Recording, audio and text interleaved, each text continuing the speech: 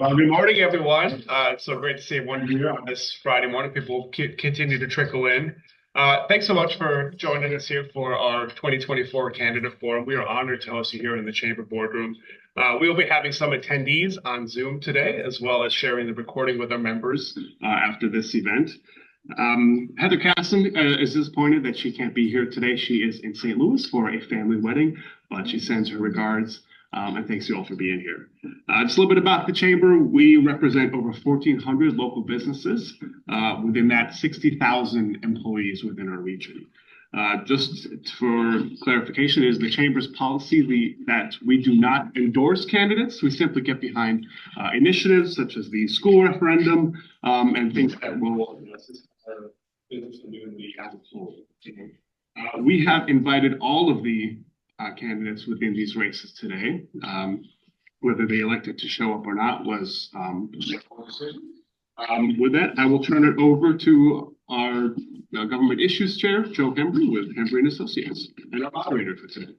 Good morning, everybody, and thanks for coming. And those watching this online, we hope that this will be enlightening and gives you a clear understanding of where each of these candidates stand on importance that are on issues that are important to businesses here in our community. We're going to start by having each candidate share a little bit about themselves, and I'll start by asking several questions that have been brought up through our Government Issues Council and were of interest to the group. And if we have time, we'll open it up to questions from the group here in the audience as well. We're going to start with our city commissioners and go through those races, and then open it up and bring in the county commissioners that we were able to hear for today. With that, we're going to start our day out with Kelley Ohlrich, who is running for District 3 with the City Commission. And she's walking in now.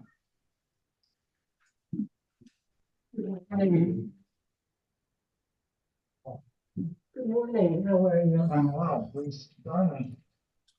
Welcome. I was just giving everybody a breakdown. We're going to go through some questions that we have that the Government Issues Council brought up, and then if we have time, open it up to any questions that we might have in the audience. We are recording this session for all of our members. Last time, I think we had a couple thousand views across all of our we have 1,400 businesses, 60,000 employees that are kind of represented by the chamber here. So we appreciate you coming and spending some time with us this morning. And with that, I'd like to open up. I'm gonna hit start on this. See the Martins. Morning, Ian. We're gonna try to run about 17 minutes. We've got one candidate every 20 minutes. Right. We'll have a running clock here. I'm going to give you a couple minutes to just tell us a little bit about yourself and why you're running for the City Commission, and then we'll jump into the questions. Sure. So my name is Kelley Ohlrich. I've lived in Sarasota part-time since 1976. It's a long time. I've lived here full-time since about 2007. When you're part-time for so long, it's sort of hard to figure out when you became full-time. So I've been a community advocate and leader for a long time. It doesn't matter what the community is. My family, my friends, the professional organizations I belonged to when I was in the workforce, and the community in which I live. That's why I was an elected official in my community in Ohio. That's why when I moved to Sarasota, I was president of my homeowners association, where that's a job, isn't it? I was two-term chair of the Coalition of City Neighborhood Associations and on the planning board for 6 years. I'm running now because neighbors, not just my immediate neighbors, but larger scale neighbors have said to me, Kathy, We deserve a city commissioner who cares about us, who listens to us, and who takes our needs into consideration. We don't have that now. So, well, that's what I want. And once I declared my candidacy and started talking to a larger group of people, I heard particularly small business owners saying the same thing, using their words, but saying the same thing. We need a commissioner who cares about us, who listens to us and prioritizes our needs. And then when I was preparing for this meeting, and I read that you had your 100th birthday in 2020, and that, I don't know, your mission maybe is to bring businesses, organizations, and residents together to make Sarasota the best place to live and work. I can hardly wait to start working with you. That's why I'm running, and I'll work hard for you. Thank you. Thank you. I'm going to jump straight into our first question. Can you share with us your perspective on the recent zoning text amendment changes around affordable housing and your thoughts on trading increased density in housing for affordable housing? Right. So zoning text amendment was billed as an affordable housing initiative. It's clear to me that it will be a corridor revitalization initiative, but it's not clear to me that it will produce enough affordable housing to help us with our housing crisis. Triple and quadruple the density for 11% affordable housing. To me, I'm not a mathematician, but I can add, to me, that will exacerbate the housing crisis. And here's the thing, our affordable housing program has to take into consideration and accommodate the young, skilled workforce that we need in our city. You know, those who were born knowing how to take apart and put a computer back together again. We had to learn how to do that. And as well as those on limited and low income. So I think it's not going to do the trick we think it's going to be. I think we have our heels dug in on density bonuses when there are other things we could add to the incentive toolbox to really come up with an affordable housing program. So for clarity's sake, would you be in favor of repealing the zoning text amendment or not? I would amend it. You would. I wouldn't appeal it. I wouldn't repeal it, but I would amend it. Probably increase the density and include some other things, or consider other things such as mandatory inclusionary zoning. Okay. If elected, would you continue to support or would you oppose administrative review?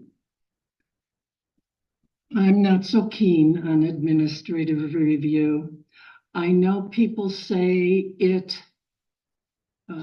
facilitates building, it facilitates the applications getting approved. But for me, when you have a community, you work together for the good of the community. And people I talk to feel like administrative approval takes them out of the discussion. There is a way to do it without lengthening the application process. If you do it during the course of the development review committee process, it won't take any additional time. I think people coming together is more important than 1 week sooner on a project. Arts and cultures is a key part of the identity of the city of Sarasota, something that makes Sarasota stand out amongst the different beach communities in Florida, as well as driving economic impact and tourism in our area. Do you have a plan to ensure that public funding continues to stimulate the growth of our arts and culture sector? Well, I don't have a plan for it, but I need it to happen. I mean, I just spent a lot of money on season's tickets for next year's programs. I was so saddened when the governor removed funding for the arts. And when the county commission did likewise, we can't do that. Our arts, are a part of our city. I don't have a plan for it, but I'll do everything I can to keep our arts, all of them, thriving. Downtown Sarasota's urban core has been infused with many additional residences over the last 5 to 10 years. How do you address the perceived conflicts between residents and business owners and downtown urban kind of feel, specifically on noise, traffic, parking, etc.?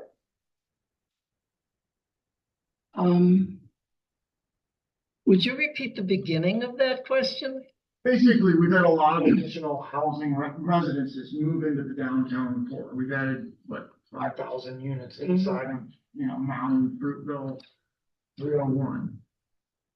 Those residences have a perceived conflict with the nightlife on Main Street, with the businesses that are going on. How do you balance those two competing demands, and what is your thoughts on how to best regulate or govern? Right. So we really want a thriving downtown. When I started visiting Sarasota in 1976, my husband and I would drive down Main Street, lock our doors, and go, oh my God, this is their downtown. There's nobody here. It was awful.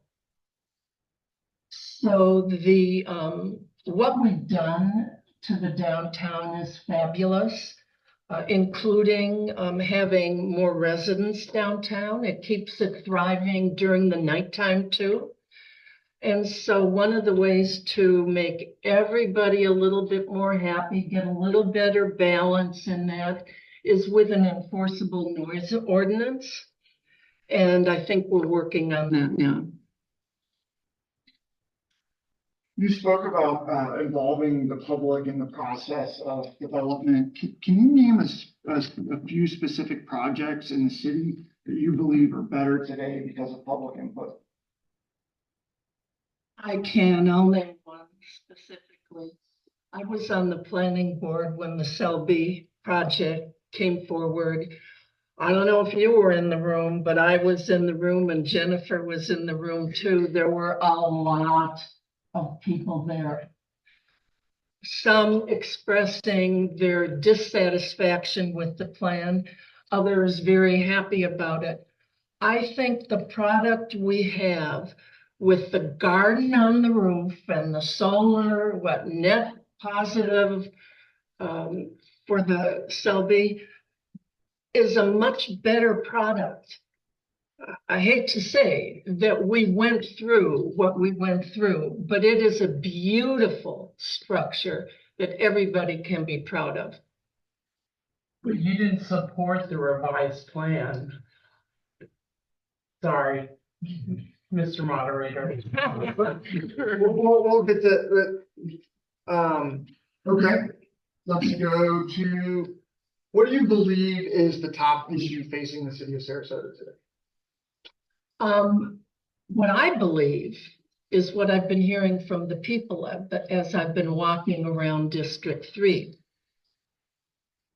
People want us to protect our parks and prevent commercial intrusion for private gain. in our parks. People want enforcement of the short-term rental units on the mainland and on the barrier islands. That's in the works now, but I've been absolutely shocked at how many people in District 3 are livid about what's going on in their neighborhoods. One guy said to me, that house, and the house behind me are all short-term rentals. Now, true, we want those short-term rental businesses to thrive, but we don't want them to become party houses that disrupt neighborhoods. So people want that. And they also want affordable housing. Some people are being priced out of their houses that they've lived in for years, and they can't afford to buy a new one. So those are the three things that people are talking to me most about in District 3. I suspect it's true around the city. Thank you. In the past 4 years, do you believe the city of Sarasota has gotten better or worse? So you can do big picture and little picture on that.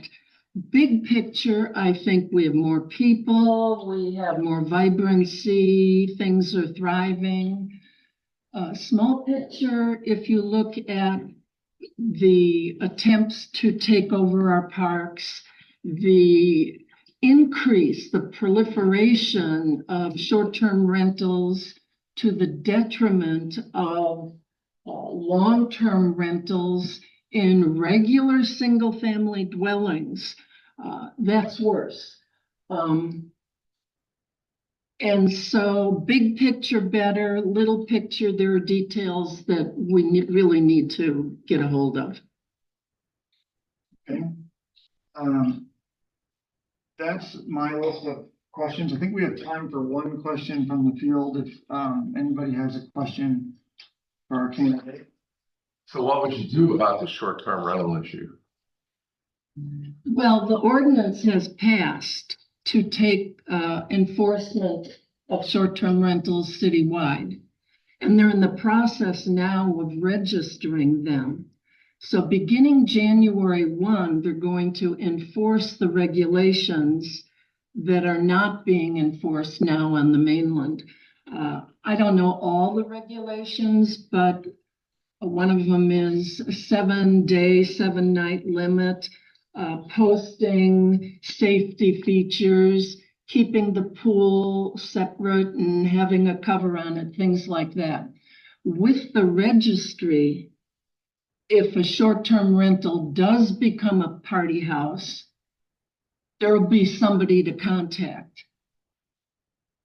So that if the police have to contact them, if the neighbors, are up all night because of the noise, there'll be something we can do. So you like the regulatory regime that has been created? It's working on the barrier islands, and I suspect it'll work on the mainland as well. Okay, one more. So this will be hopefully a quick one. How do you plan to sustain parks without, quote, corporate intrusion? Like the Bay's entire plan is to have some level of corporate support to sustain it. In phase 2 of the Bay, correct. So there are several things to consider. I as an individual can come up with ideas to share with others. Some ideas I have that I'd like to talk about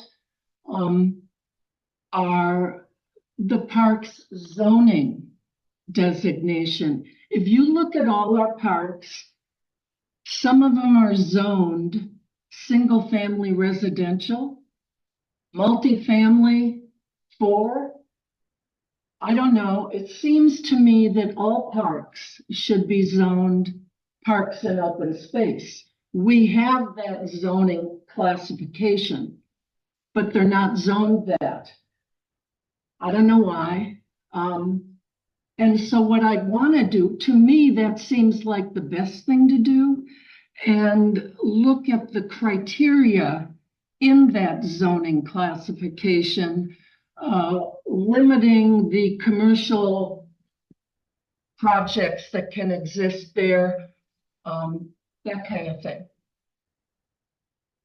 I don't think we can conserve all parks, because we might want to eventually do something that conservation does not allow in a park. But there are other things, like I mentioned. Kathy, thank you very much. I'll give you 30 seconds to let our membership know why they should vote for you for city commission. Thanks. So I'm Kathy Kelley Ohlrich. I love our city. I want our arts to thrive, our businesses to prosper, our visitors to enjoy their stay, and those of us who live here to love living here. We can do that if we work together for the greater good of our community. That's why I'm running, and that's what I'll do when I'm a city commissioner. Thank you. Thank you so much. Yeah. Thank you, everybody.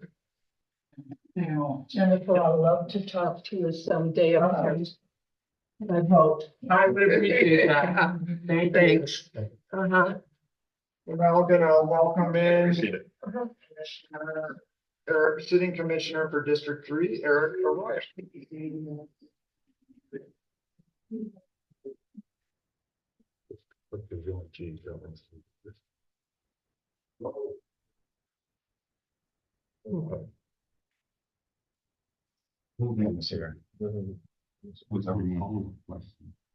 Come on in.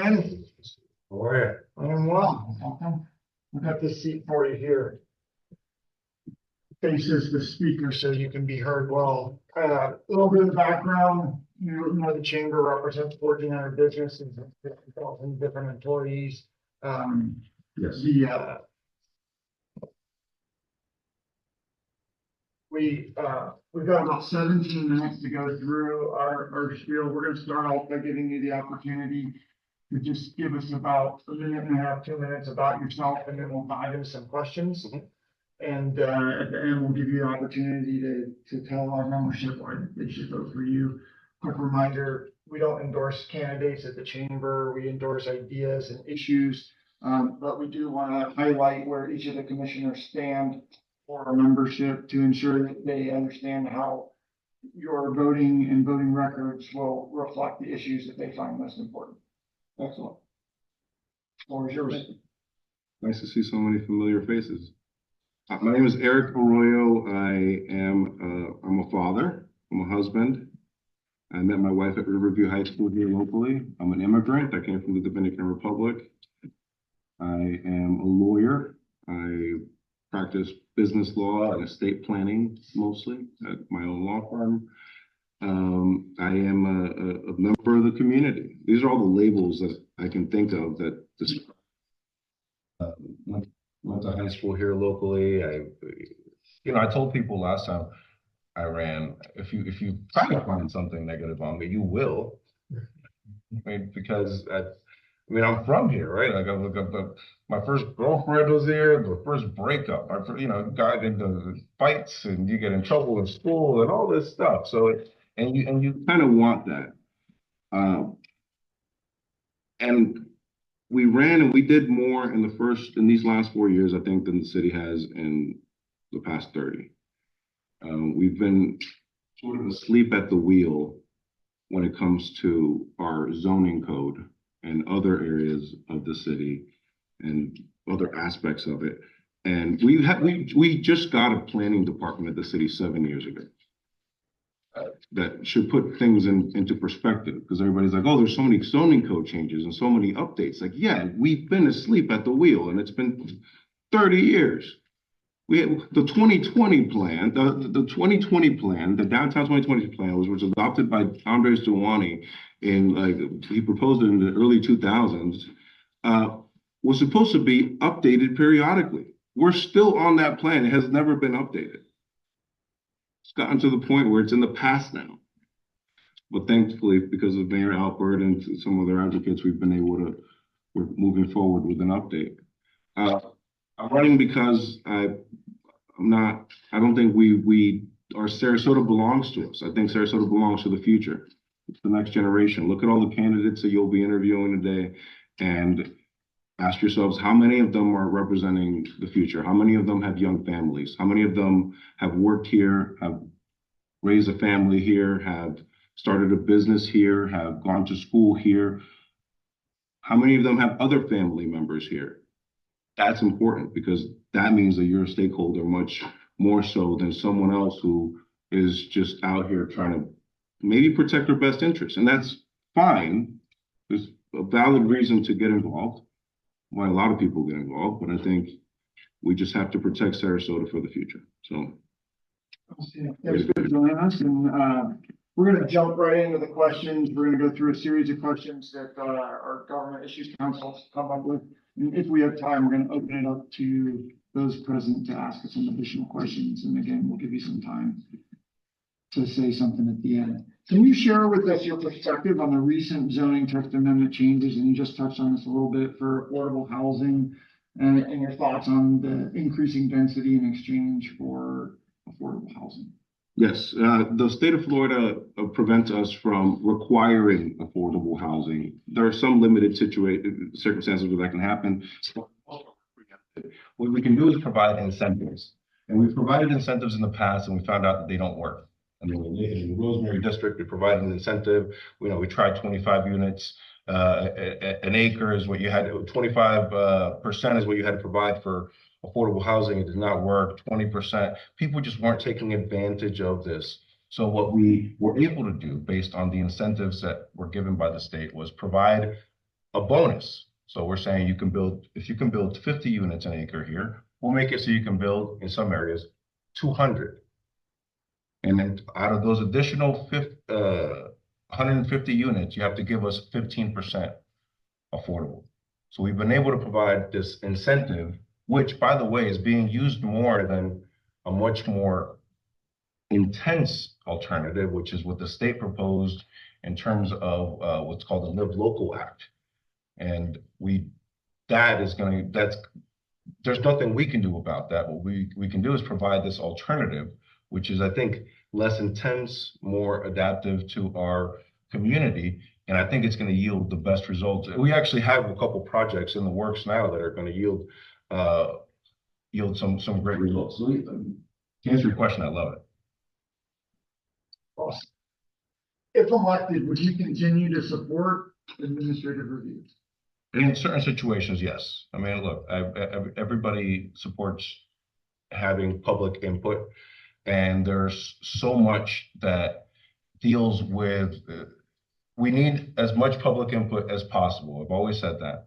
But there are certain areas that the staff really, the experts in this know that it's a routine small thing, a small tweak or an amendment or something that we know they've complied by the confines of the law and they should be approved.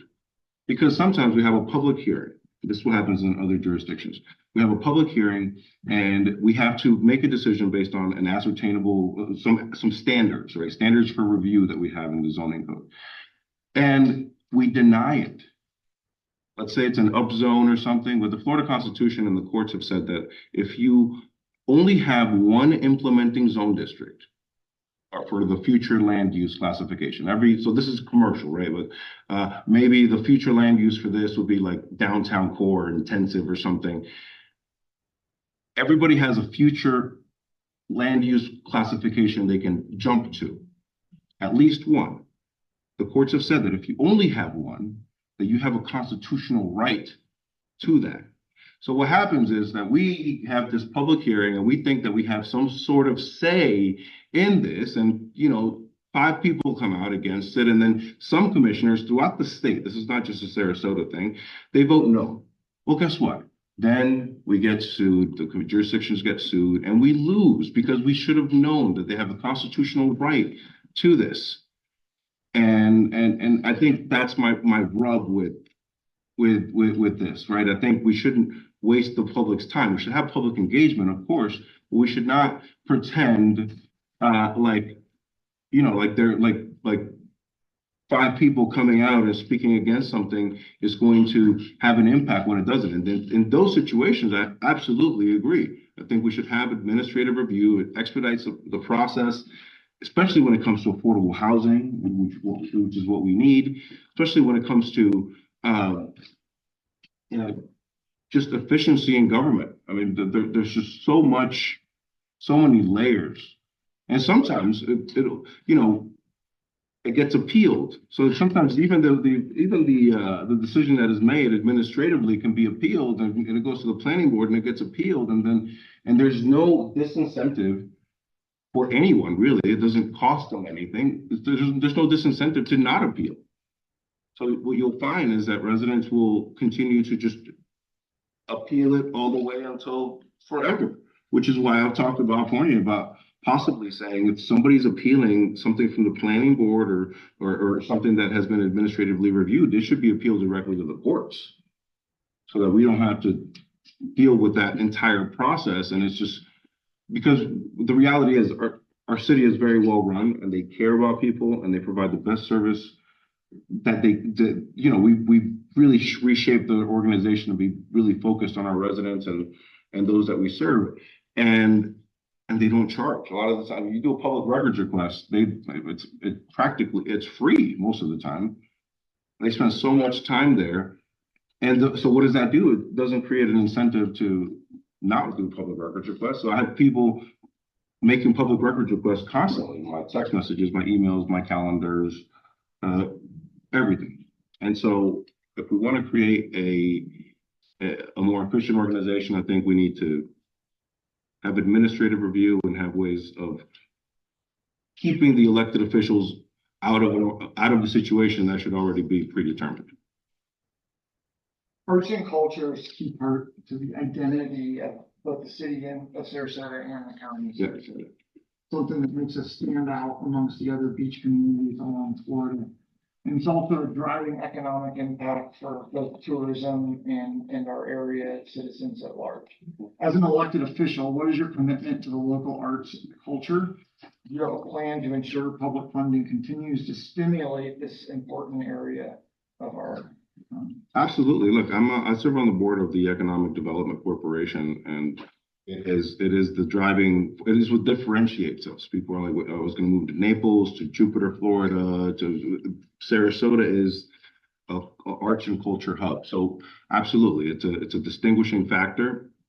Now, how much involvement we give to the arts is really up for debate, because we have to decide, is it a government function to be providing these funds to organizations? That is a whole separate thing, which we don't do. The county is doing their own thing with giving grants to organizations. The city does not do that. So, but we do support, and we have written letters in support of arts organizations receiving funds from the state, which does give money. We have been in favor of partnering with them. And so many organizations in the past 4 years have come back to the city of Sarasota. We forget that they left the city of Sarasota because of prior leadership. And this current commission and one commissioner that had just left, the last 4 years have been amazing. You had Thunder by the Bay. They left because of leadership. They came back to the city of Sarasota. You had the Players Theater left because of bad leadership. Now they return to the city of Sarasota, and they're actually working with us now and getting a lease and getting some property that they're going to contribute back to the city. It'll beautify the area and also contribute to the arts. They're a 95-year organization here with the city of Sarasota. So arts and culture, important. I think we should support it, but I don't think we should be the only source of support for them. We should encourage them to grow on their own. I don't think we should, and we should it's important to not create this culture of, dependency. I understand, because many of the organizations in the county, I'm giving an opinion on something that has nothing to do with the city of Sarasota, but the county, they shut off funding for a lot of these organizations, and it's because when you receive something for so many years, 15, 20 years, at what point does it become an entitlement? And so now, 20 years later, you're like, oh, we're going to cut, we're going to stop giving to these organizations. And all of a sudden there's an uproar, but the reality is, like, how did we get to that point? And I want to avoid that. I've been trying to, the city does, you know what the city gives money to? The city has a program where they give to neighborhood associations for whatever projects they want. And the city considers it a small program, but I've been trying to eliminate the program. They give over $100,000 a year to these organizations, and they just request it and they use it. They're not supposed to, but they use it as a way to amplify their voice and get involved in political matters. I mean, it is literally government funding political activities. So that's my take on that. Downtown Sarasota's urban core has been infused with many additional residences over the last 5 to 10 years. How do you address the perceived conflicts that occur between the residents that moved into those new units and business owners and or the rest of the population coming down to the urban core to enjoy the downtown nightlife or businesses, specifically in the areas of noise, traffic, parking, etc.? Look, I think that Sarasota needs to be a vibrant community. It needs to be a community for all. I don't think Sarasota downtown belongs to the people that live downtown, just like St. Armand's doesn't belong to the people that live in St. Armand's. I think downtown belongs to all. It is the cultural hub, an economic hub of the city. Our city has just under 60,000 people, but every day with employees coming over here, we balloon up to 150,000. It is not something that belongs to just a group. Their voice is important and it should be heard, but it is not the only voice. And we need to balance that with the fact that every property owner has property rights. And so as long as you're doing what you should be doing in terms of property, you're running a business, a bar, a restaurant, an art gallery, and you are not infringing on anybody else's rights, then I think you should be fine. But some people don't like that. They don't like the fact, they moved next to the Gator Club. By the way, the first mayor's race in Sarasota was the guy lost, but it was the owner of the Gator Club. But they moved next to the Gator Club. It's been around for almost 100 years, and actually over 100 years now. And they complain about it. They had to sign documents and say, you are aware that you're in the downtown core and there's noise and all this. And I've met with them and I've said, so what kind of noise ordinance would you like? And they said, well, maybe acoustic. We wouldn't mind having acoustic music, like somebody playing guitars without any amplified sound. And that's just not what any of the demographics that we represent want. Not anybody in their 80s, their 70s, their 60s, their 50s, their 40s. You know who wants it? It's people who moved to downtown and expected to be living out in Mayaca. This is not, a quiet community. This is a vibrant community. And there's a direct correlation, study after study has shown, between a vibrant community, amenities for all ages, for families, public parks, music, entertainment, arts and culture, and our ability to retain talent from these universities that graduate. Right now, the kids from Ringling are going to where to other places. They're going to LA, they're going to Atlanta, they're going to New York, but not staying here. I think we need to attract those jobs, Economic Development Corporation. We need to attract those jobs, and I think we need to attract those kids to stay here and start families. I think Sarasota is a great place to start a family. 2 young kids, and hopefully they stay here when they graduate. So. Can you name any specific projects in the city that you believe are better because they had a public input process? All of them. everything we do at the city, because of the public input, is better. Honestly, I'm in no way saying we should not have public input. At the very least, even if the public is not, maybe it's not even something that the commission can do. Sometimes they provide some amazing ideas on our budget process. They provided some great ideas in terms of reallocating the funds and having some capital. The question is limited to building projects. Building projects. Not off the top of my head.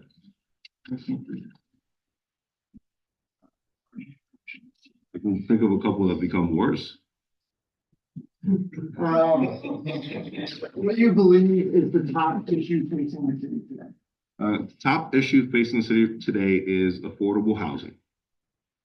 I believe it is something that impacts everyone.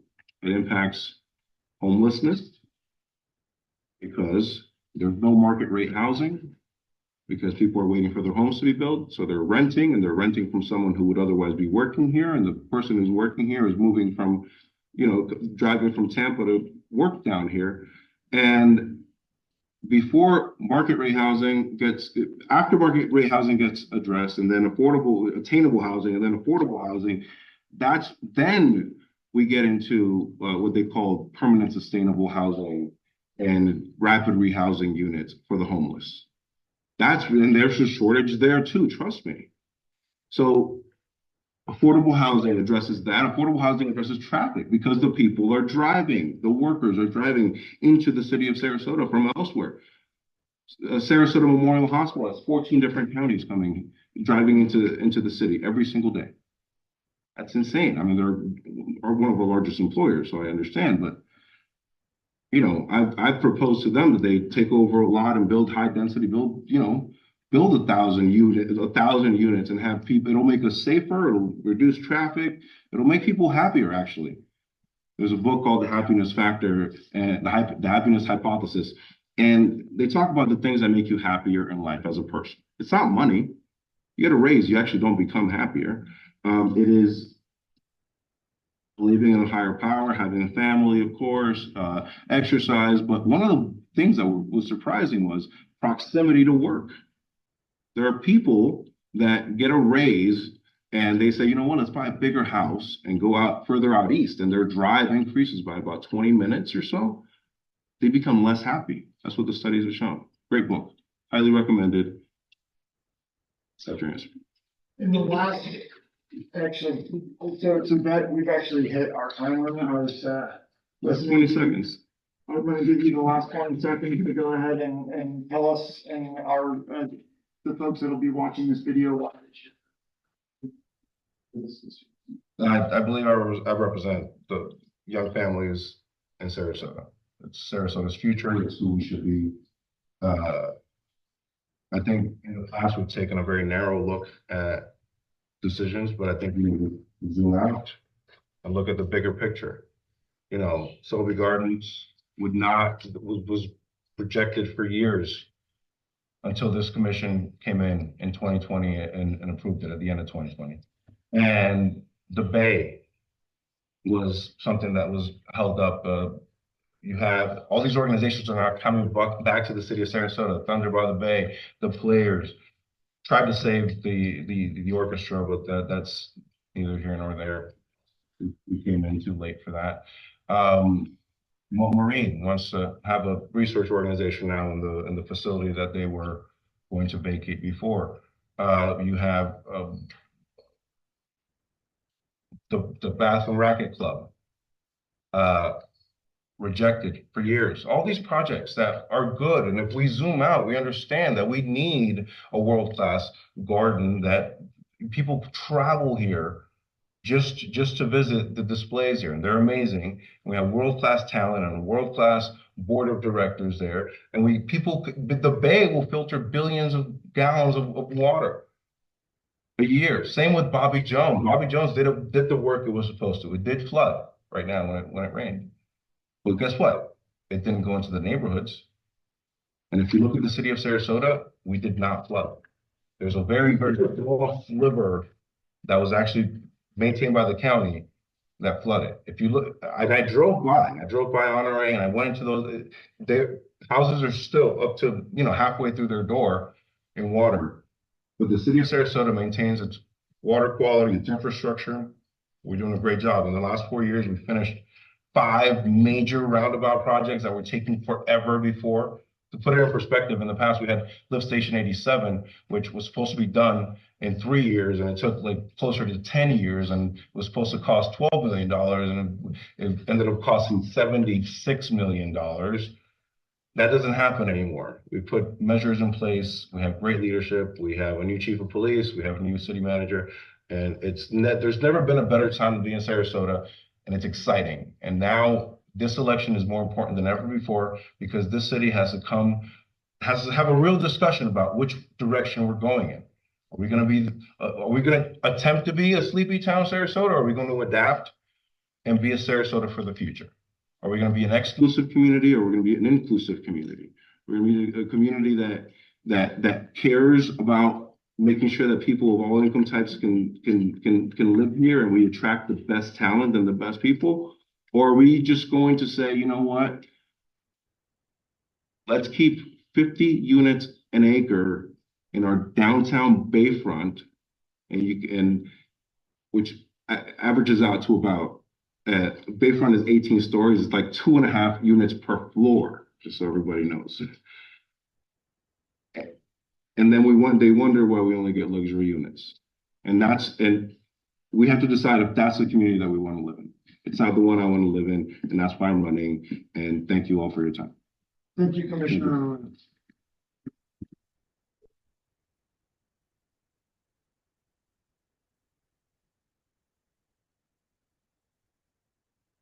Okay, Commissioner Arroyo. Next, we have sitting District 1 Commissioner Battie. I think he's also vice.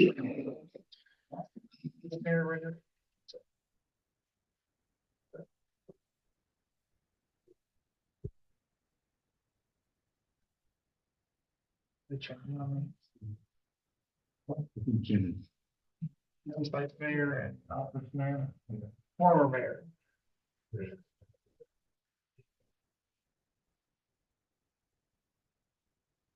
Welcome, Commissioner Battie. Please join me. You got the hot seat there facing the mic so everybody can hear you. So I guess I'm in the gauntlet, huh? You're in the gauntlet. We're gonna have about 17 minutes to chew through some messages. We're gonna open up and give you about a minute and a half for you to just give a little bit of an introduction about yourself, and then we're gonna jump in some questions that GIC has prepared. If we get through all those questions, then we will open it up to the table to ask any questions, and then we'll give you about a minute and a half at the end to tell our group why that you should be voted for. And we appreciate you coming and showing up today. Excellent. No. First of all, thank you all for having me. It's not only a pleasure, but as always, humble. My name is Battie. Grew up here in Sarasota, and as you all know, I'm the commissioner of District 1, and commissioner of the city overall. But I'm probably the only commissioner, I don't know, maybe in the history of Sarasota that's grown up in every neighborhood just about in this district. District 1 is comprised of Newtown, Bayou Oaks, Central Coconut, Rosemary District, Gillespie Farm, Park East, and I've lived in just about every one of those neighborhoods growing up. So I have a great affinity not only for those neighborhoods, but for District 1, and of course Sarasota overall. I've seen Sarasota evolve, and morph into what we see today. Just as a lot of you all have, and living here. And I'm pleased with the direction that we're headed. And all of our partners here in the city that pretty much assist us and help us, to shape this city and get it to where we would like it to be, and particularly like in our downtown area, because that's where a lot of our commerce comes from, right? So we want to make sure that, that environment, is completely vital and has a great deal of health, in the exchange of business, and Sarasota being a very service oriented, city, our goods and services, play a vital role in the health of our city, so in our economy. And you all as a chamber, play an important role, an important part of that, especially when it comes to our businesses, be it, big or small, so I know myself personally, I want to thank you, my father, having a business here in Sarasota, been around for like 35 years, I know the role that you all play in helping, that environment and the businesses that exist in it thrive and stay healthy. So thank you all so very much for having me and for the work that you do.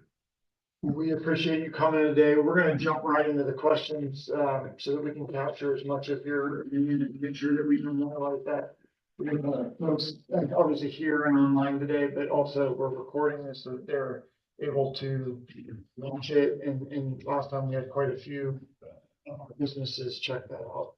And can you share with us your perspective on the recent zoning and changes, specifically around affordable housing and the core and the corridor plan, and exchanging increased density for affordable housing?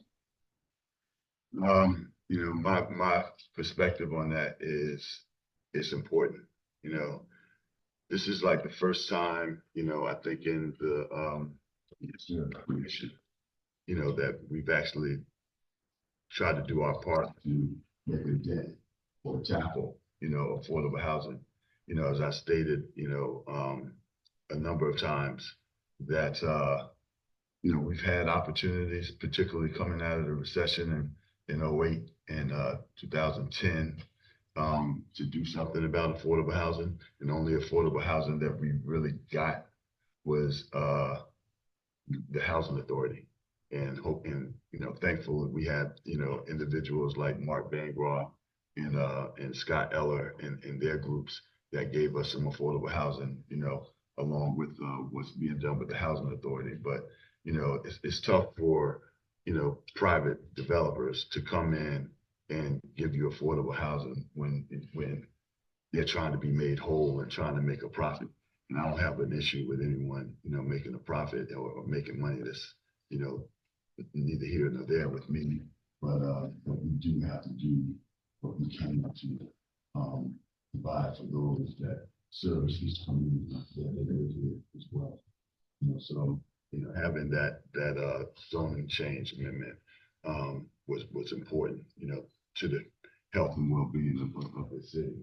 So we wanted to get like 11% on the corridor, and now we ask for 15% from the developers with the bonus density that we can't legislate our way out of it. The only way that we can do it or get it is to incentivize it, and to be honest with you, as I said before, conversation, these developers don't have to take advantage of that, so, we have to incentivize them and make it, like appealing to them in order for us to get it, so that 15%, I know people are asking for more, but those conversations have been had, those negotiations have been had, they're asking for, say, 20-25%.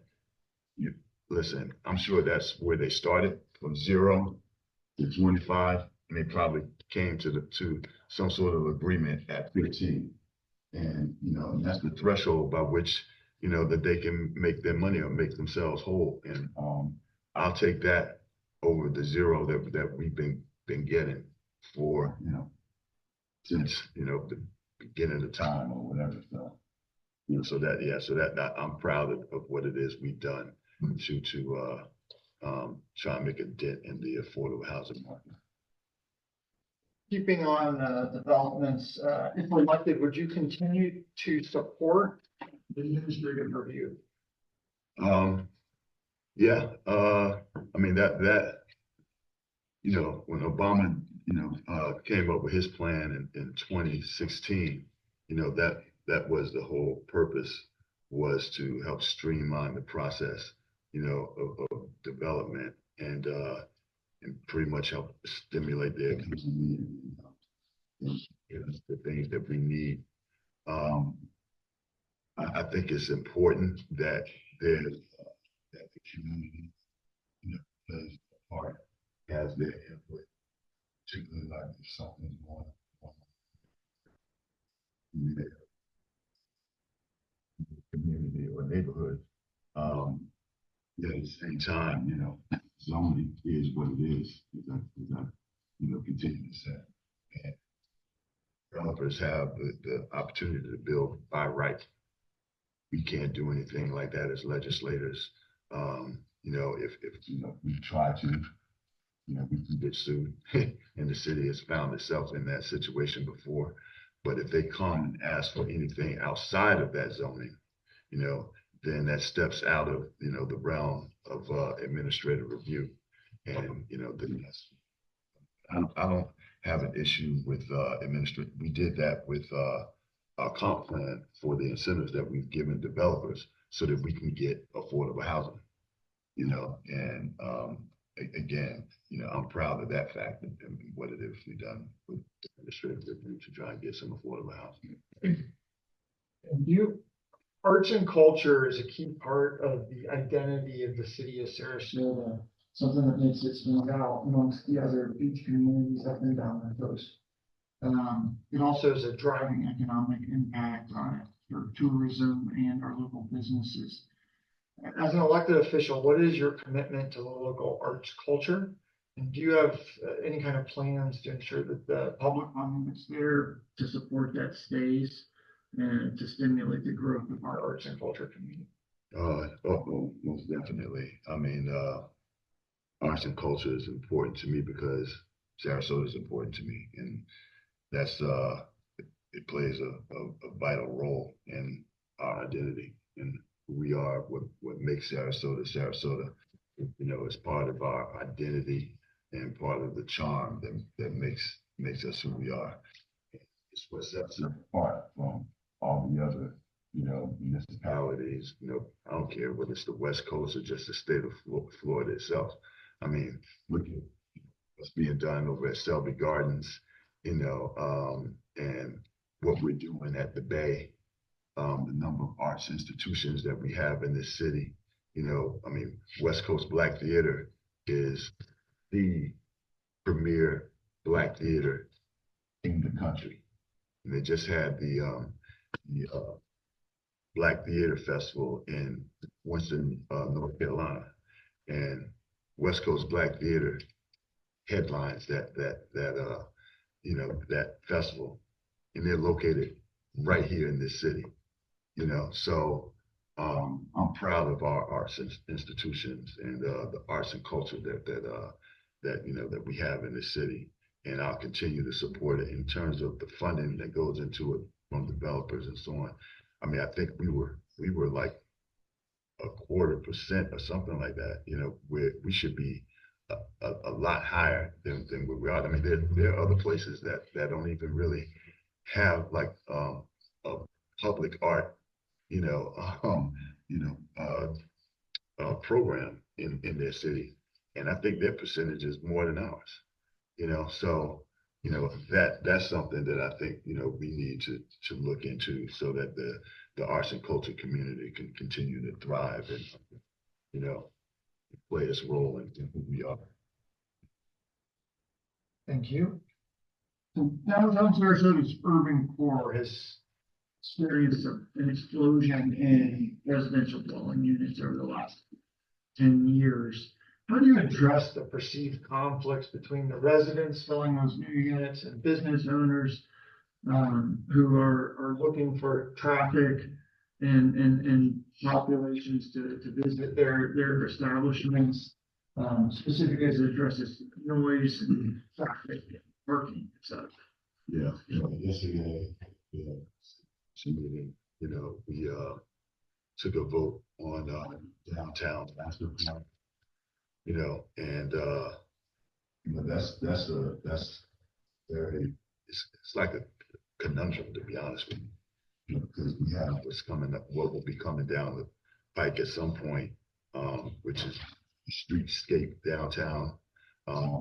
You know, we can try and do what we can in terms of the master plan and create an environment. But when you talk about the rents that are going downtown, you know, you know, a lot of people sort of turn the other way. I mean, they find it difficult to come in and set up shop, you know, when I'm not sure what the price is per square foot, but, you know, I like to see things like bodega, you know, or just something simple like, you know, I was just saying yesterday at the city commission meeting, you know, when I come out of my office for lunch, you know, listen, I don't want to always be paying like $50 for lunch, you know, if I'm having lunch with somebody. I just want to grab a simple sandwich, you know, or whatever. So I find myself venturing to another part of the city, which is like Hillview, and going over to Southside Deli or whatever. Or 25. Yeah, right. Yeah. Now I wish like what is it? The Garden Deli was still here, whatever. But you know, so I just, you know, like simple things like that, and I would like to see simple things like that in downtown. But when we're speaking of like the residents that live here, that, you know, you try and have that balance between not infringing upon anyone's quality of life that live in downtown, and trying to create, you know, commerce and business, you know, in the downtown core and development. It gets very tricky, you know, and I always have an issue with, and I don't mean to sort of put it on past commissions. I don't know what issues they were dealing with at the time, but I always had an issue with the height being on the water and whatnot. I always felt as though that it should tear from the core of the city and work its way down toward the water, as opposed to, and what we're doing right now, man, it's almost like we're trying to fit in a built environment, trying to fit, you know, square pegs into a round hole. And you start talking about affordable housing, you know, those that want it, those that don't, you know, traffic and so on, you know, like in the urban core of the city, it's tricky.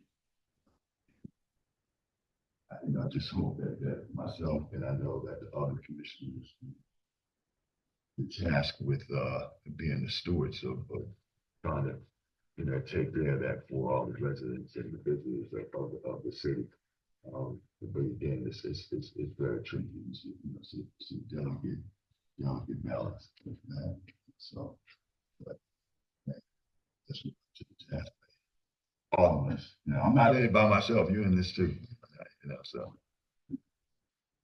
Can you name a specific development project in the city that is better because of the public process over and above what was occurred at the administrative review level?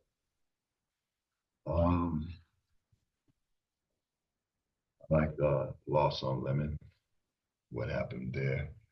I think yesterday we spoke with Benderson about a project that they're going to be doing at Siesta. We created a number of units and putting some affordable housing in there as well, along mixed use. Let me see. There's nothing that's kind of come on board since I've been on the commission, because, you know, a lot of these things take a while beforehand. So with this project that happened right across the street, you know, that happened, I think that may have come along before that. It's always important to have residential and commercial space. So, you know, that looks like a beautiful project there. And with what Benderson showed us, that's going to be great. Again, loss on Lemon. See, Josh Weiner, what he's doing over in Rosemary. You know, love Josh, he's a great guy. And I think Scott Elliot's doing something, North Trail, they are. So that's gonna be a good project as well. So just kind of looking at what it is they want to us, their site plans and things of that nature that will be coming, down the road. I think we have some great things that you all can be proud of. What do you believe is the top issue facing the city today? Let's see, how much time we got? Yeah. Actually, yeah. No, there are a number of them, of course, affordable housing is at the top of the list. Again, Sarasota being a service-oriented, community, we have to create, situations or an environment that the people that work here and serve this community can live here, so, I said, I think that's one of the top priorities for myself, that we take care of, the people that service this community and so on, regardless of what their income level is, making sure that everyone feels included, and feels comfortable living here and visiting here. So I think affordable housing is at the top of the list, man, in trying to get that accomplished. Thank you very much. I'm gonna leave you the last 30 seconds here to kind of give us your elevator pitch of why folks that are watching should vote for Kyle Battie.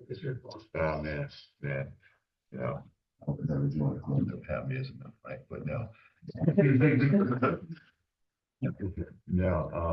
No, as I said, I have a great love, for the city. I left here and was gone for quite some time. And, always had, in my mind to come back to the place where I grew up, even living in New York City, I used to just, when it felt like the walls were closing in on you, I would always, sort of have an out-of-body experience and put myself, like, seriously in Gillespie Park, sitting under a tree and just trying to gather myself. That would always go, run through my mind, so that's Sarasota to me, and, I'm a big proponent of green space, our waterways, taking care of affordable housing, making sure that our large and small businesses thrive, and the health and safety of this city and the residents that live here and those that visit, that those things are first and foremost. I'm just proud to live here in Sarasota and to be a part of this community and to do my small part. It's greatness, it's always something that we should be reaching for. Well, Commissioner, thanks so much for joining us today, and we appreciate that. Thank you very much. Thank you.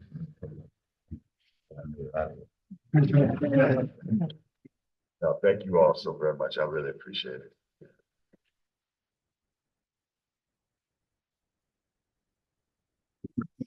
Our next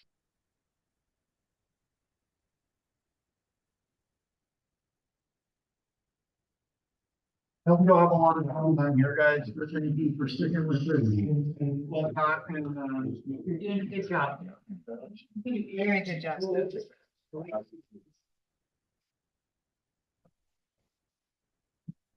Welcome, sir. Thank you. So you've got the hot seat there facing the microphone, so that as we record this and can get it out to all of our members over time, that we can see and hear you. Great. Welcome. We're going to open it up. As you know, the chamber doesn't endorse candidates, but we've identified some questions that are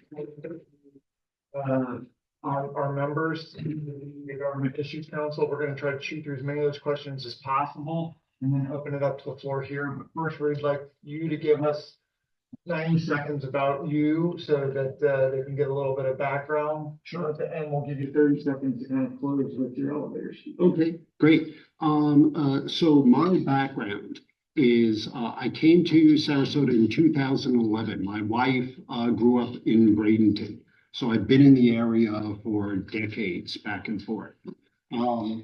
My background is a business one. I'm a certified public accountant. I'm also an expert programmer. That's the problem with getting your accounting degree in an engineering school. I should have known better. But throughout my career, it's bounced back from the financial side to the technology side. So for a while, I was head of technology for Steve Cohn's hedge fund shop. They were the origins for the show Billions. It was an interesting firm. Also was the CFO of the Tiedemann Investment Group. And from there, I started my own software company, focusing on financials. So I live in Laurel Park in a historic home. So I have really feet in both camps, the very strong residential and very strong business.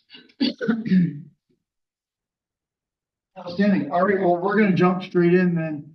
Can you share with us your perspective on the recent zoning text amendment changes around increased density in exchange for affordable housing, specifically within the core and the corridor plans? Absolutely. First off, affordable housing, workforce housing is extraordinarily important. I know, preaching to the choir in this room, trying to get workers for your businesses, you desperately need it. That said, I am very focused on fiscal responsibility and the efficiency of using our tax dollars. And I don't think that the ZTAs were as focused on the problem we're trying to solve. I believe that the increased density and the income levels that they were set at really don't effectively target what we were trying to do. And my concern about it, and particularly from a business point of view, is when we increase density, and I come from New York, so I'm fine with density. I'm fine with apartments. I'm fine with tall structures. But you do know, everyone here knows that increased density adds a burden on the entire infrastructure. More water usage, more sewage usage, more traffic, obviously. So if we're going to put those burdens on us, I really want to make sure we're getting our bang for the buck. And I think that the levels that we had set for the attainable housing, the 80% AMI to 120, really doesn't target the workers that we're trying to go for. It's one of those things. I've spoken with the Merchants Association, spoken with the EDC, some of their initiatives that they're trying to do. And their concerns are that the people that they're trying to hire aren't the people that can meet those target levels. So I think there are a lot of programs and there are a lot of incentives that we could do that would just simply be more effective. So would you be in favor of amending or repealing those zoning text amendments? Yeah, I definitely want to amend those because, again, I think we should focus on the problem at hand. If we want to bring in restaurant workers, if we want to bring in landscapers, if we want to bring in the people that really do the servicing, this goes back to John Paxton and some of the other housing experts. And they say that equilibrium is roughly 10%, meaning that you need one workforce service person for every 10 families that are living in the community. And the current ZTA, when you add it all up with the bonus, comes out to 11%. So if we're putting a burden on the community and on our infrastructure, it really should do that. And we definitely have to focus on incentives, and we do have to really get serious about affordable housing. But yes, definitely improve. Okay. If elected, would you support or oppose administrative review on projects? Administrative review by itself isn't a bad idea, because the whole concept is if you correctly define the form, then if you look at the plans and the plans meet that prescribed form, everything is fine, and it really would be compatible. It would fit in the community. Everything works. The problem is in the details. You know, it's the devil's in the details. If you don't get that form right, if you don't get the definitions right, then you can have applications that don't become compatible, that have a problem with fitting in with the infill that you really want to get.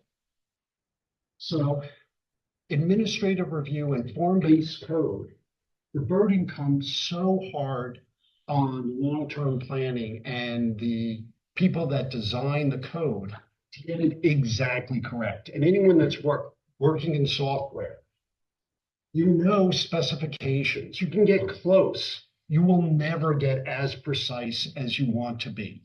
And you'll always have to refine it. And my concern is administrative review, as it stands right now, is missing that gap. When projects come through that have some loopholes, and the easiest one to discuss, the most obvious, you know, when you like discuss pornography, you know it when you see it. It's the Obsidian. It's 1260 North Palm. And the reason why I bring that up is they saw that there were gaps in the form-based code. And the developer decided to try and optimize his building based upon those gaps. And the city even recognized that there was a problem with that, and they tried to pass zoning. We can get into home rule, but that's probably beyond this and probably beyond what the commission can do. But that's a good example of where administrative review becomes a problem. And you even see Lucia Pancetta struggling and her department trying to deal with the approval of this. So administrative review is good. I think our DRC process can be improved to better address the outliers. Can you tell us how? Yeah, it gets back to one of the standards of review. So when the DRC goes around, sorry, you probably all know this. Each department goes around, they have a set standards of review that they're looking, does this building fit our criteria, and they pass it. There's one part of the code related to compatibility that there are no set standards of review. It's more qualitative. And that shouldn't be. There should be a way to quantify what compatibility is and have a better way of the community and very much so the surrounding buildings, the adjacent property owners, having a understanding of how this fits around their building. Because one thing that I do get, one thing that comes up a lot with administrative review is property rights. When someone applies for an application, a new building, they'll always discuss in terms that the developer bought a piece of land and their property rights truly matter, and they're trying to enforce what their property rights provide. And the problem when the form doesn't quite work, or when, when there's gaps in the specifications of the form-based code, or when the developer's trying to change the zoning. That's when the property rights of all the surrounding buildings become affected. And one thing I really do believe in strongly, and maybe this is the business background, is the economic community, the economic environment for Sarasota needs to be stable. It needs to be something we all can rely upon. When you buy a piece of property, when you're constructing a new venture, when you're programming something around Selby, you want to know what your surrounds are going to be, not just today, but in the future. And I think by trying to quantify compatibility, bolstering the standards of review for the DRC, it really helped. A great example, standards of review. We were looking at this. I spent years on CCNA's board, and we were looking at the standards of review of each of the departments. And we were curious, when the DRC got to the police, they would always check off with received. And we were wondering what received means as part of the standards of review. So we asked them, the standards of review currently for the police department in the DRC is that they've received the application, nothing more. And clearly, like the fire department, that should be more than I've received the paperwork. So it's that type of detail that I think that the commission should spend more time on and clarify and just tighten up. A lot of the conflicts that you see regarding development, I think, comes from those outliers and comes from the friction that's created. Arts and culture is a key part of the identity of the city of Sarasota. Makes Sarasota stand out amongst the other beach towns up and down the coast. It's also the pride and force the tourism in the community. As an elected official, what would your commitment be to the local arts and culture? And would you ensure that public funding continues to move in that direction? Yes. So we can talk, being a business-oriented audience. Sarasota is, it's overused, but the term blessed can be used for Sarasota regarding branding, and in particular, our arts community and our cultural community. Thank you. It was a great lead-in, because there are a lot of great beach towns in Florida. You can pick a number of them right around us, but there is nothing like Sarasota. And having a business, you all know, uniqueness is so important. Having a distinction, having some type of separation from any other community is invaluable. I don't think we've spent as a city the same type of focus that we need to on the culture, on the arts. A great example for, this is going to date me, Arts Day. I don't. Bring it in like 30 seconds. Oh, sorry. Two things. Oh, yeah. All right. So a perfect example of this is Sarasota used to have an Arts Day. This is where all the arts communities got together in all the organizations, and they worked together and had public performances that people would gather around. It was showcases for all of our great organizations. Jeffrey Kinn's trying to bring some of that back, but oh my God, what we have, the festivals we could put on internally from our local people, it's extraordinary, and that's what we should absolutely focus on. Sorry. That's okay. I want to get through these. We got a couple minutes left. Downtown Sarasota's urban core has been infused with a lot of additional residential units. Yeah. Built a ton of new condos in the downtown core.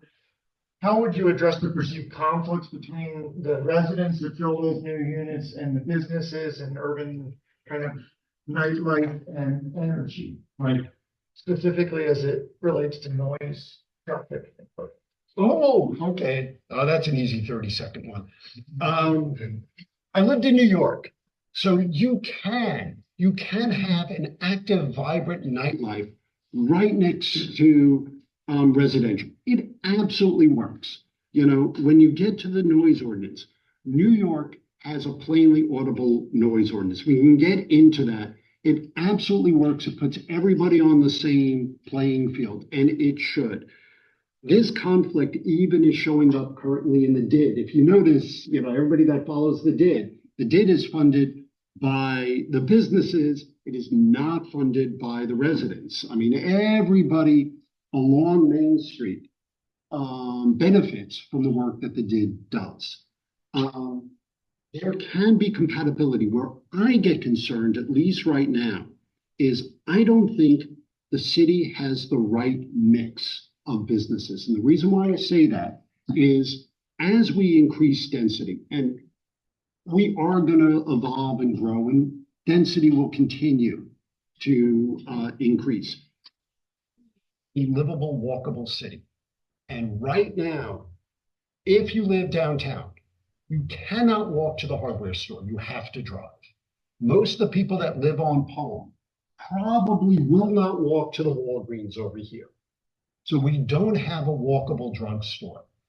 I get concerned if we don't focus on the mix of the businesses we have downtown, we can end up with a city like Vail or Aspen, where it meets a certain segment of the business community. It fits the tourism, it fits the visitors, but the people that live there don't have a place that they can walk around and without a car live in their residence life. So for tenant mix, how as a city commissioner would you interject city policy on what can go where, or how? Yeah, I'm not saying it's not a problem, but what is that from a city commissioner aspect? Here it is. Here's a great example of it. So the city spent a lot of time and resources focusing on the redefinition of restaurant, bars, and nightclubs. I admit restaurant, bars, and nightclubs, the definitions were problematic and needed to be addressed. That's not all of the businesses that thrive downtown. You know, let's spend some time and figure to try and incentivize or at least build an environment to attract other types of merchants, retail. I get concerned that if we continue with more food establishments, and there's nothing wrong with food establishments. I love the variety of downtown. But if retail starts to diminish, we're going to lose that gravitas that you need for people to browse around. So there's still a time where people will park. They may go to Darcy's, they may go to Harmony's store, they'll walk down, maybe they'll check out some of the art galleries on Palm. If we start losing that, if it's a street that only opens after 5, there's where my concern is. And here's a perfect example. So the people, the merchants on Palm Avenue had a problem with parking. They were building the demarque, and some of the construction trucks were taking up all the spots because you can pay with Park Mobile and they can just park there all day long. Very convenient for them, but the merchants had problems. Now, 20 merchants got together and signed a petition, and everyone in this room knows gathering 20 of you to agree on anything is an extraordinary achievement. But they all came together and they went to the commission, they say, we have a problem right now. We have a problem that we want you to address right now. We are hurting economically. And the commission said, well, you know, it's kind of working, so, well, you just kind of have to ride it out. And there was no response to the downtown merchants. And that just shouldn't be. You know, even if it's a short-term solution, even if we need to address it, you have 20 merchants all gather together. We're over our time, so Oh, I'm so sorry. it's okay. Give us your 30-second elevator speech of why people in District 2 should vote for you, and we'll make sure we appreciate you coming today. Thank you. Well, so again, I originally came from the residents background, but I've talked to the downtown merchants. I've talked to the Palm Avenue merchants. I've talked to the St. Armand's Merchants Association. In addition to the residents feeling that the city isn't representing them the way that they should, all of these merchants associations feel the same way. And as a business person, as a background of the business, you should have a commissioner that understands business, that actually understands the difference between the spread of taxable bonds and non-taxable bonds, that you can talk to them as a business person one-on-one, and they understand the language that you're talking about. And I think I bring to that where no other commissioner does. So thank you for your time. We wish you the best of luck. Thank you.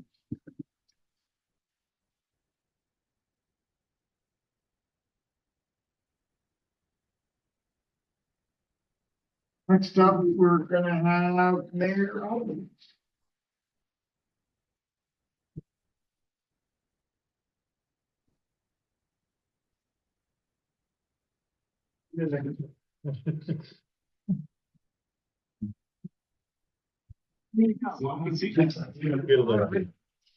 Hold on.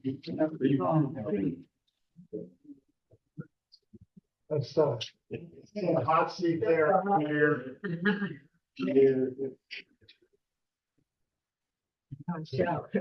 I still can't get over this table. I was in here for breakfast with the mayor. And I walked in, it's like, oh my gosh, you know. It's a big table. It's huge, huge table. So we've got about 17 minutes. We're gonna lead off with you giving us a little bit of background. I think most of the room knows you, but give us a little bit of background about yourself. We're gonna jump into some questions that we're asking each of the candidates, and then we're gonna give you a little bit of time to just give your elevator stump speech. As you're aware, we do not endorse candidates as a chamber, but we have some targeted questions that deal with issues that our business members have said are important to them. And so we're going to try to chew through as many of those as we can. If we get through all of them, we're going to open up the table to also ask some questions. Okay. Okay? Wonderful. Take us away. Okay, yes. I'll make it brief because I'll do my elevator speech at the end, but I'm Liz Alpert, as you all know. I've been on the city commission since 2015 when I was first elected, and then got reelected in 2020. This is my second term as mayor. Before I was on the commission, when I first moved to Sarasota in 2002, I immediately started to look at how to get involved with the community, and happened to meet someone who was telling me about a newly formed human relations board because there was a newly passed human rights ordinance here in Sarasota, and I thought that sounded perfect for what I would like to do. So I got appointed to that board and then served there until about 2007 or so, and then was recruited to serve on the Civil Service Personnel Board, which doesn't exist anymore. But essentially what we did was, if there were police complaints and it was appealed, we heard those hearings. And so I was serving on that board until I got elected to the commission. But even before that, before I moved to Sarasota, I was living in Tampa, and in the mid-90s, I got appointed to a board there. So you see a theme of, constantly trying to be involved, called the Architectural Review Commission. And I served there for 6 years, and what that commission does is they administer the historic districts of Hyde Park and Seminole Heights. And I got appointed as a citizen member. I knew nothing about historic preservation. I knew nothing about architecture. And so during those 6 years, I went to every National Trust for Historic Preservation convention I could go to and learned about all of these things. And in addition, what we learned was also urbanism and smart growth, and about Andres Duane and what, a guru of new urbanism he was. So when I moved to Sarasota and I found out he had done the master plan for downtown, I was really thought, what a progressive community this is. And I was really happy to hear that. So I've been involved in my community for, I guess since the mid-90s. Before that, served on my condo boards, the one I'm on now, one in Tampa. So I'm just one of those people that just can't help but just, try to get involved and make improvements. We're going to jump right into the questions. Can you share with us your perspective on the recent zoning text amendments around affordable housing and trading increased density for affordable housing in the core and along the corridors, and your support for them, and whether or not you would be in support of any amendments to those? Okay. Well, it depends on, I'm always for amending things if it's a good amendment. I wouldn't say blanket that, I would support any amendments. I guess it would depend what it was. But I think it was really good, I think it was a really good legislation on the commission's part. I think this zoning is going to really reshape our corridors over the long term. Number one, that I'm really happy about, besides the idea that we can get some more affordable housing if there is an increase in density. The increase in density also helps housing become more affordable, because I think, you're all business people here, it's supply and demand. So I think there was a really good reason for it. And the city won 2 awards for this, for this project, for this initiative to try to bring about some more affordable housing. But also, the zoning requires that the buildings move up closer to the road. So there'd be like a 5-foot sidewalk, a 6-foot planting area, and then the building and the parking in the back. So when you're driving, and I won't see it in my lifetime, but as it reshapes, then when you're driving down 41 and Fruitville and 301, you'll see attractive boulevard rather than just a sea of parking lots as you're driving through. So I think overall it's a really, really good plan. If elected, would you continue to support, if re-elected, would you continue to support administrative reviews on that? Yes, actually. I think it's, especially in the downtown, I think it's worked really well, because what people don't realize is if a developer is following all of the rules, then even if they get a hearing before the planning board and the city commission, and people don't like it, you have to approve it legally. You can't just say, well, I don't like the building, I don't like, how it looks, or I think it's gonna be too much.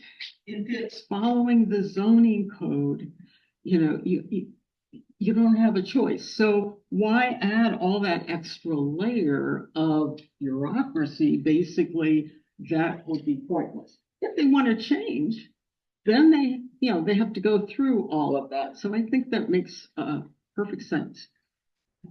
Arts and culture is a key part of expanding the soul of the city of Sarasota. It's something that makes Sarasota stand out amongst all the other beach towns up and down the coast. It's also a driving economic factor for tourism and our local businesses and nonprofits. As an elected official, what is your commitment to local arts and culture? And do you have a plan to ensure that the public funding in place continues to stimulate the growth of the arts and culture community? Well, I think I have a record actually of supporting the arts and culture. I'm the only commissioner who, in my view, had the courage to say that the orchestra could go into Payne Park. And it was a perfect downtown location for the orchestra. It's where it should be, where it should have been. If I could convince them to try to come back, I would. With all of the new condos and things, think of all the people who could have walked there. We just had the players now who wanted to locate in Payne Park. They said, we'll lease the auditorium to you.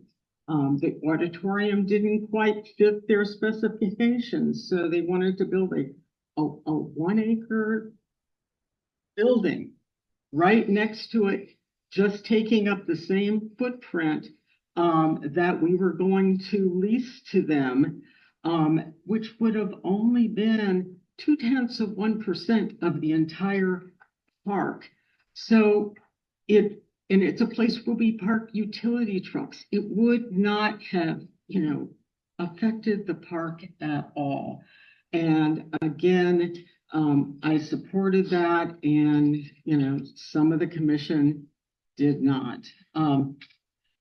Jennifer Romanecki here can tell you, I was steadfast in my support for the renovation of Selby Gardens, despite a whole lot of pushback and a whole lot of people who are refusing to vote for me just because I did that.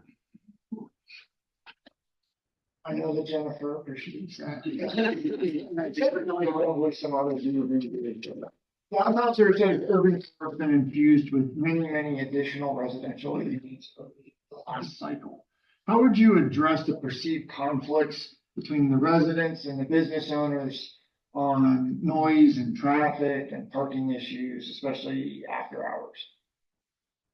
Well, I think you have to have a balance of all of those things. Certainly, we're looking at a new noise ordinance, and I think if it would make a noise ordinance more enforceable, it will make it easier than to enforce those things. But I also don't want to sacrifice the vibrancy of the downtown. One of the things, again, when I moved here in 2002, that I thought was so great is that we've had a lot of downtown events, and I loved it, and I loved having fun with them.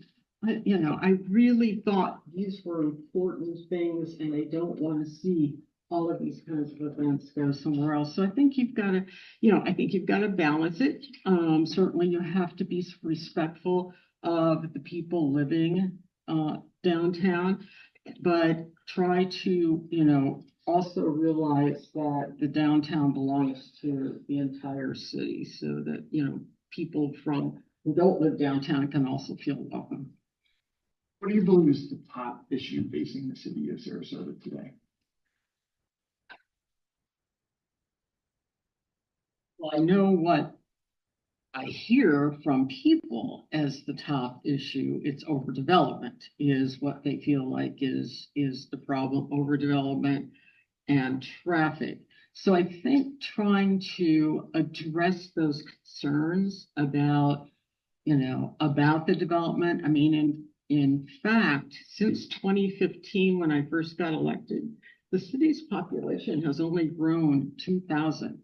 So just a little over 200 per year. So it looks like a lot of development, but it's just because buildings started just coming out of the ground in the last several years. The plan from the Development Plan of the early 2000s. So I think trying to trying to help people, educate people on that to try to. In the last 4 years, the city of Sarasota gotten better or worse? I think it's gotten better, of course. I really do. I think every year it's getting better, and that's why we're, making some of these top 10 lists. I think it absolutely has gotten better.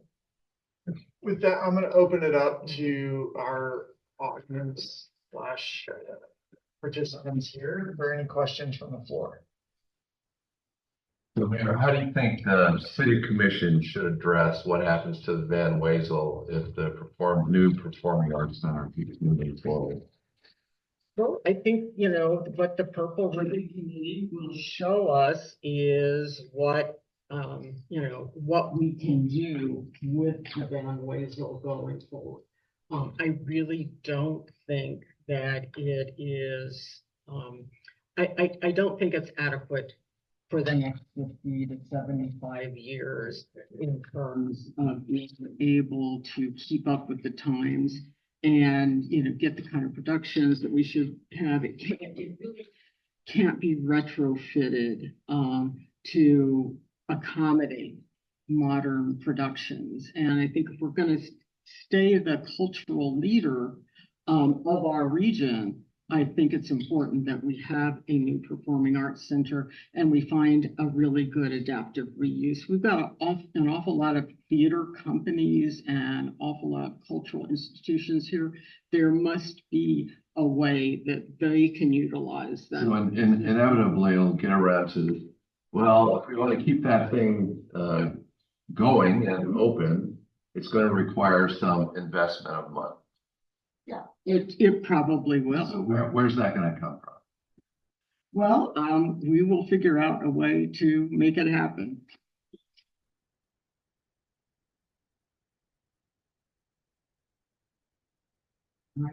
Mayor, I've always enjoyed speaking with you. You've always been a voice of reason on the city commission. But you were here in 2015. Can you describe kind of what I think it appears to a lot of us, like, even though you were the voice of reason, the commission was a little bit more chaotic.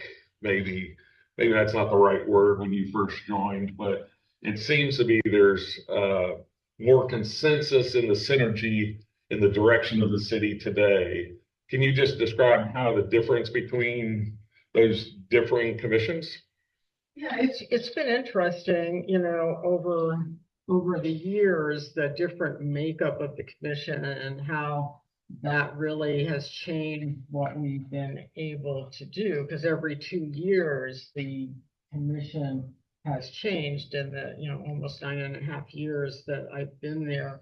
And I do think that this current commission has been the most congenial that I have seen, and I also think overall they have been a commission who has had a vision for the city and understood what the city needs, and that's been really refreshing to have.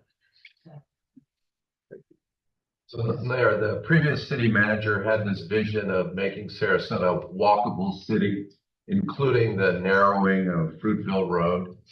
So what are your thoughts about that? And making Sarasota more walkable? think Sarasota is pretty walkable. I mean, I think that's what everybody loves when they come. The downtown is walkable. But you know, I'm going to stay with my stance that I thought that idea was a good one, and I still think it's a good one. The engineers showed that not only would it have handled more traffic than it does now if we put in the roundabouts. It was only between Orange and 41. It wasn't the whole, you know, the whole length of Fruitville. I think it would have created more connectivity between the Rosemary District and downtown, because, you know, a lot of the buildings and a lot of the areas there now are zoned downtown core. So I think it was a good idea to make it more walkable, wider sidewalks there, because there just isn't enough room with the two lanes. Now we're gonna look at trying to at least get the sidewalks a little bit wider, narrowing the two lanes that we have, but it would have been more efficient. And we had a real-time test of the evacuation route on that. We had a hurricane during that time that we were trying to decide if that made sense or not. So they tracked the actual evacuation traffic, and actually the traffic on Fruitville dropped precipitously during that period of time. So it didn't hinder any evacuation route, because mostly people are going at different times and driving around less because of the hurricane. So I still think that's a good idea. Thank you. We're gonna turn it over to you to give us your elevator speech, and we appreciate your time. Thank you. Well, as I was talking about the top 10 list, best city to live in, best place to retire to, safest city. I mean, we have been making all of these top 10 lists, and I know recently we just got to 11 on one of them, but because of affordability, which we are working on. So, but this didn't happen just by chance. We weren't getting these kinds of accolades before, and I do think it was because of this city commission and the steps that we've taken to make the community more vibrant. And what I will tell you is my opponent will take us backward. My opponent would not have supported the Selby Gardens. Don't know if they would even support a phase 2. My opponent would not have supported the phase 1 of the Bay. My opponent fought the orchestra going in Payne Park, actively fought the players now going into Payne Park. So I think it would be a disaster for this community. And I think what we need to do, we've got momentum, and we need to keep that momentum going. So I'm looking to ask my voters to help keep our momentum going, keep this vibrancy that we have in Sarasota, and keep those accolades coming. Well, we thank you very much for your time, and we wish you best of luck on